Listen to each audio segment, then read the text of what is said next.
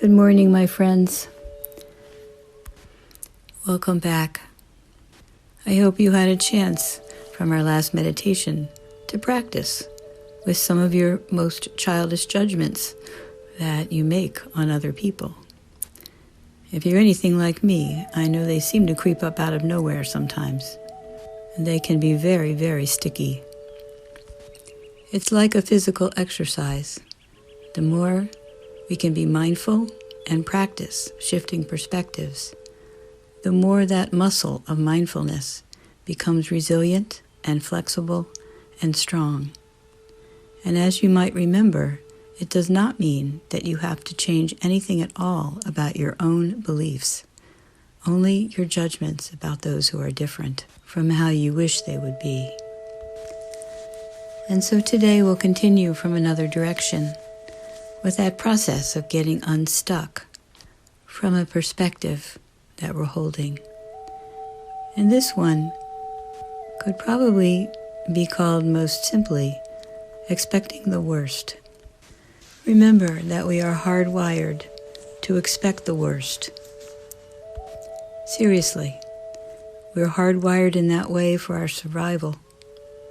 Although most of us do not live with life-threatening threats right in front of us today, we are wired for self-protection, which leads us to naturally jumping to the conclusion of the worst possible outcome that would hurt or harm us, and sometimes act accordingly. This becomes a pattern of constructing the most dangerous possibility, the most unwanted possibility, out of an experience that is occurring in the present. Mindfulness, again, is our place of refuge. So let us be seated, if you are not already, with your hands supported, your back supported, and your breath moving gently in your tummy, allowing it to drop there, and breathing. In breath, out breath. Be aware of any judgments that are coming to your mind right now, and respond to them with loving kindness, and say, I know you well, and I'll come back to you, but for now, I need you to step aside for just a little while and give me space. Breathe into that space, and let space fill the inside of your body.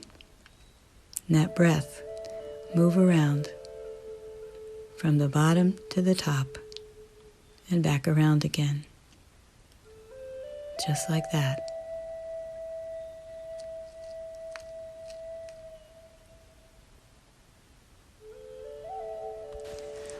Mindfulness is a place of refuge because that practice gives us space. Without a mindfulness practice, often the moment that anything happens to you, you interpret a meaning for it and a future for it. And the meaning that you vote for then takes over your perception, your thinking, your choices, your feelings, your behaviors, maybe even your faith. Like if there was a God, this wouldn't be happening. But the secret is that meaning is not to be found in the occurrences themselves. Meaning is what we make of it. Every waking hour of our days, how we interpret a meaning for whatever happens to us. And then that meaning governs us. There was a funny line written by Shakespeare, I don't know how long ago, but it went, there is nothing, either good or bad, but thinking makes it so. And so we get stuck. Our ego simply never fails to see the little picture and not the larger one, particularly when so much judgment is called for by a crisis. We're talking about things like this. Having 2 car accidents in quick succession may mean to you that God is not caring at all about what happens to you. Or it could mean that you need to take care in a different way. A boss who spends no time with you may mean he doesn't like you, or it could mean that he trusts you. A close friend who is acting out of character may mean that he or she does not care about you, or it could mean that he or she is in trouble and is calling for help with her behavior. A speeding ticket might mean the cops are out to get you, or it might mean that you need to slow down. Can you see how the meaning that we give something changes it almost entirely? And I use these simple examples just to be clear. Often our lives give us much more complicated examples, but the practice is the same, and it builds on what we talked about last time, turning the judgment around to its opposite. In a mindful way, we'll truly begin to change the very nature of your response to life and the meaning that you give it. At best, you will find that you are able to give it both meanings at once, without judgments or conclusions. So bring something to mind, if you will, from the past or in the present, where you are experiencing a feeling of trouble and disturbance. You might want to make it really small, kind of like the examples, just to get a feel for it. But choose whatever comes to mind, and begin to imagine it and feel it in your body, as though you were there right now, if you're not.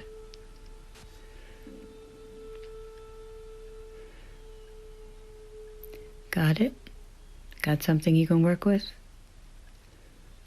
Something that comes to you with the simple thought of, oh no, not that, and why this would be very bad for you, in the meaning that you're presently giving it, which may be true.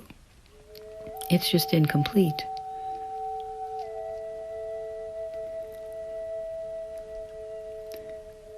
And then turn around and do what we could call a 180 shift of unstuckness as you feel what is troubling to you, and ask yourself, what if what feels bad is good?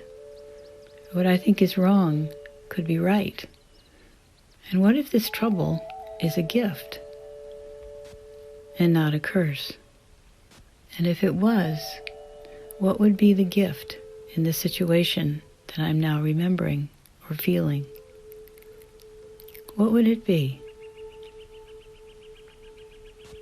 What in you is growing as a result of this experience right now? Breathing quietly and asking yourself, and the wisdom inside of yourself, that very question. How could this be a gift to me? The fact is that this could mean anything. And shifting my thoughts like this to suspend that ego's fear-mongering can also help me to be open and receptive to higher thoughts, bigger thoughts, and even inspired thoughts that come in to complete that negative perception and make it whole. And again, both may be true. This is not about fact, it's about perception. Generally, fear is not in things. It is only in the meaning that we give to things. Likewise with pain, it is in the meaning that we give to painful things. Change the meaning, and the fear and the pain can be transformed in mindfulness practice. Meaning is a free choice, an invitation to let in a higher awareness and balanced truth that is not stuck in the, oh no, this is terrible.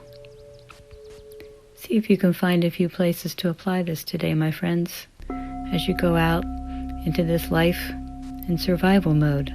Let it open up to see the broader picture. Namaste. Amen.